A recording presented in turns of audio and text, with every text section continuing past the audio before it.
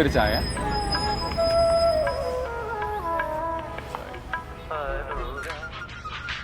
ചായ ജീവിക്കാൻ പറ്റില്ലല്ലോ.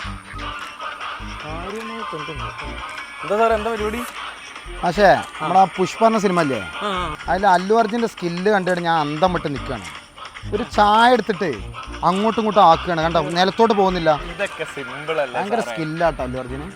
ഇതൊക്കെ സിമ്പിളാ സാറേ. എന്ത് സിമ്പിള്? എന്റെ സാറേ, അത് സിമ്പിളാണ്, എല്ലാവർക്കും ചെയ്യാൻ പറ്റും, വളരെ സിമ്പിളാ. എന്നെ കൊണ്ട് ചെയ്യാൻ പറ്റും? പിന്നല്ല. നമ്മള് എനിക്ക് അല്ലു അർജുനായിട്ട് സ്കില്ല. പിന്നല്ല, ഒന്ന് കാണട്ടെ. അല്ല നിൽക്കേ, എന്റെ സ്കില്ലിന് മുമ്പ് ഞാനൊന്ന് മാറിക്കട്ടെ. മറ്റേ സ്കില്ലൊക്കെ ആകെ അടുപ്പിലാവും. എന്റെ തടി എനിക്ക് നോക്കട്ടെ.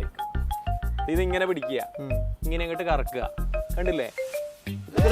സിമ്പിളാണ്, ഇത് മറിയൊന്നുമില്ല.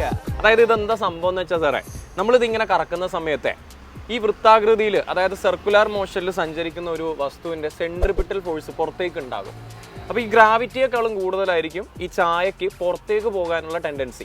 അപ്പോൾ സ്വാഭാവികമായിട്ട് ഇത് ഇങ്ങനെ കറക്കുന്ന സമയത്ത് ചായ ഒരിക്കലും താഴോട്ട് വരില്ല, കാരണം ഗ്രാവിറ്റിയേക്കാളും കൂടുതലായിരിക്കും ഇതിന്റെ സെൻട്രിപിറ്റൽ ഫോഴ്സ്. നമ്മൾ എത്ര സ്പീഡ് കറക്കുന്നോ, എത്ര റൗണ്ടായിട്ട് കറക്കുന്നോ, അത്രയും പുറത്തേക്ക് സെൻട്രിപിറ്റൽ ഫോഴ്സ് ഡബിൾ ആകും, ഇൻക്രീസ് ചെയ്യും. അതുകൊണ്ടാണ് ഈ ചായ മറിയാത്തത്, അല്ലാതെ സ്കില്ലൊന്നും അല്ല. മനസ്സിലായോ? പക്ഷെ ഞാനൊന്ന് ട്രൈ ചെയ്യട്ടെ. പിന്നല്ല, അല്ലു അർജുന് മാത്രല്ല, നമുക്ക് പറ്റുമോ നോക്കണ്ടേ? പിന്നല്ല, നമ്മുടെ കയ്യിലുണ്ടല്ലോ അല്ലു അർജുന്. അല്ലേ, പിന്നെന്താ പാരിസ്. ഒരു മിനിറ്റ്, ഞാൻ മാറിക്കാം.